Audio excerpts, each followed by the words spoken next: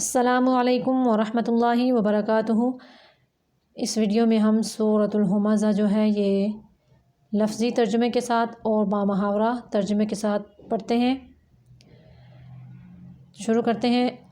اعوذ باللہ من الشیطان الرجیم، بسم اللہ الرحمن الرحیم۔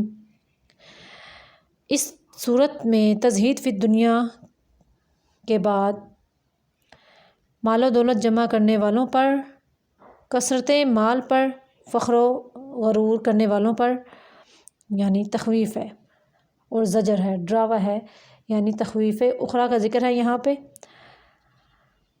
پہ آخرت کے بارے میں ڈرایا گیا ہے اس صورت میں۔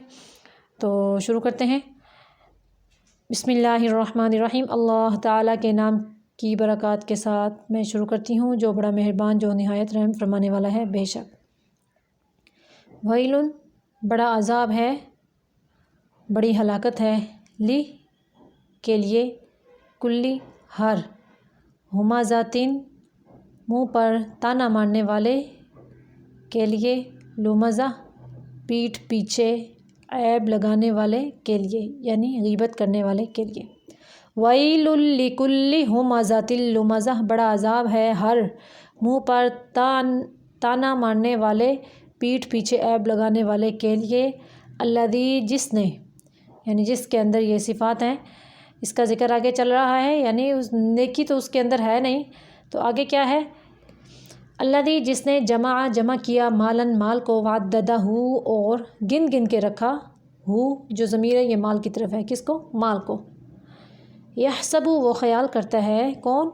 جس کا یہ ذکر ہے، جس کے اندر یہ صفات ہوں، اس کا ذکر ہے یہاں پہ۔ وہ خیال کرتا ہے، انا، بے شک، مالا، مال، اس کا مال جو ہے، اخلدہ، ہمیشہ رکھنے والا ہے، اس کو۔ یحسب انا مالہ اخلدہ، وہ خیال کرتا ہے بے شک اس کا مال اس کو ہمیشہ رکھے گا۔ تو آگے اللہ فرماتے ہیں، کلا، ہرگز نہیں، اس کا مال اس کو ہمیشہ رکھے گا۔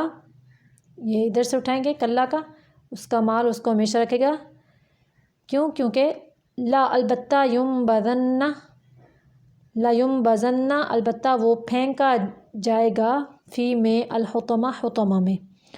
وا، اور ما، کس نے بتایا، یہ ادراکا، بتایا آپ کو، مل حطمہ، ما، کیا ہے، الحطمہ، حطمہ، یا اس کا دوسرا معنی یہ ہے، وما ادراک مل حطمہ، اور کیا خبر آپ کو کہ کیا ہے حطمہ، وہ کیا ہے؟ نارو، وہ حطمہ جو ہے وہ آگ ہے، اللہ تعالیٰ کی، الموقدہ، جلائی ہوئی، بھڑکائی ہوئی، التی، جو آگ، تطلع، جھانکتی ہے، علی، پر، الافئدہ، دلوں پر، یعنی پاؤں سے شروع کی جائے گی وہ آگ اور جلاتی دل تک آ جائے گی۔ یہاں پہ وہ والا ذکر ہے، التی تطلع علی الافئدہ، جو جھانکے گی ان کے دلوں پر۔ انہا، بے شک وہ آگ، علیہم، علی، پر، ہم، ان پر، مؤصدہ، بند کی ہوئی ہے، یا پھر بند کی ہوئی ہوگی، فی میں، عمدن، ستونوں میں، ممددہ، لمبے،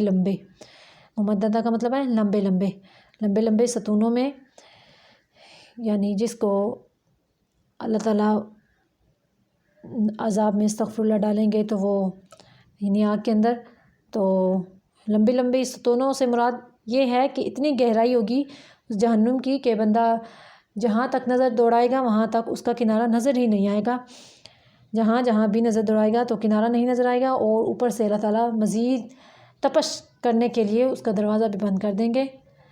نعوذ باللہ من عذابہ وغضبہ وقہرہ، جہاں پہ بھی اللہ تعالیٰ کے عذاب کا ذکر آئے تو وہاں پہ ہمیں یہ دعا پڑھنی چاہیے، نعوذ باللہ من عذابہ وغضبہ وقہرہ۔